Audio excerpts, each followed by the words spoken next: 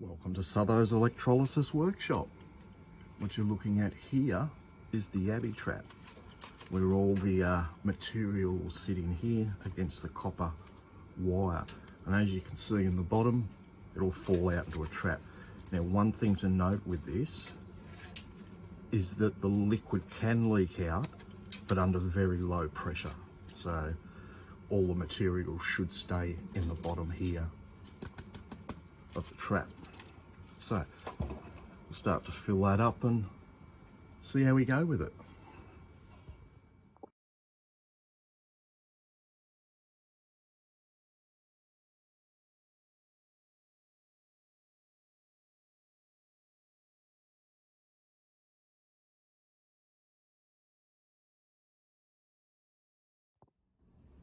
Now that's great.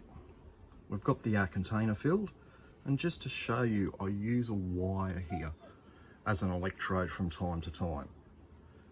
This is the main electrode, and I actually use another electrode when this one burns out, and it will. This copper will dissolve faster than the other copper because of the impurities. Now I have the copper sulphate solution in a smaller container, smaller than the previous. I have to push it down and let some fluid in there, and that is normal.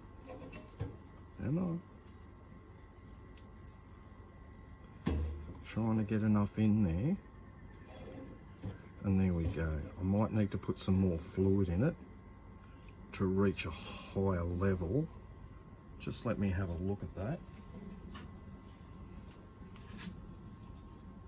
A little bit more.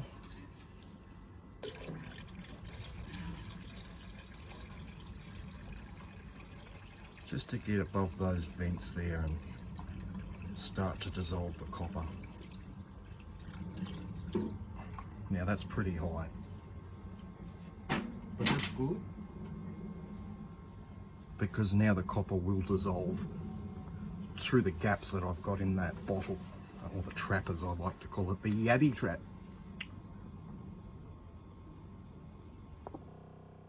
So now we have the basket or the trap in there. I've just connected the positive wire for the anode. I'm just about to connect the cathode with a bulldog clip, just to make sure it's got good conduction.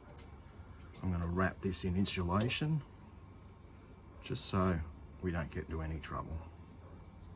The power supply's got a safety cutout on it anyway, so I don't get into trouble, but better to be safe than sorry.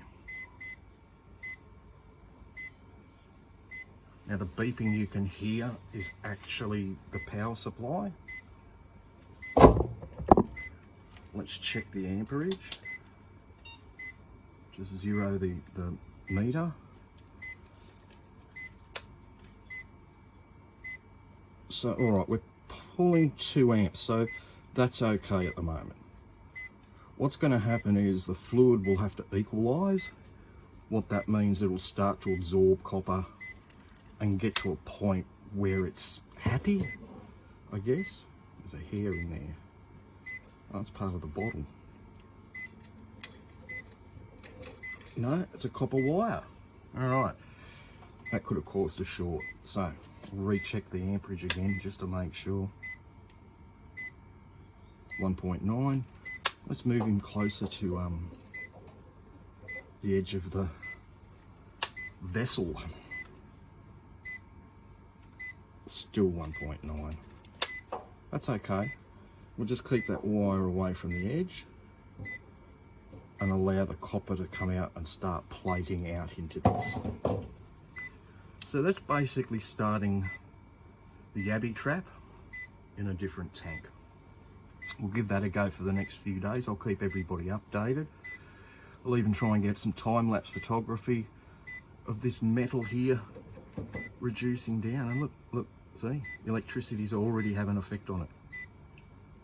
You can see that? It's already starting to have an effect on it. You see? There we go. So we'll let that go. I can already see copper starting to minimally start plating out. So we'll give that a few hours. I'll give everyone an update and just let you know what's going on. And if you don't know exactly what's going on, I'd suggest going back and having a look through some of my previous videos, especially my 7-day test to see how much copper we got out of that big square tank. So stay tuned, you'll find more as I bring it to you. Thank you kindly. Like a bathtub, high tide mark. Super.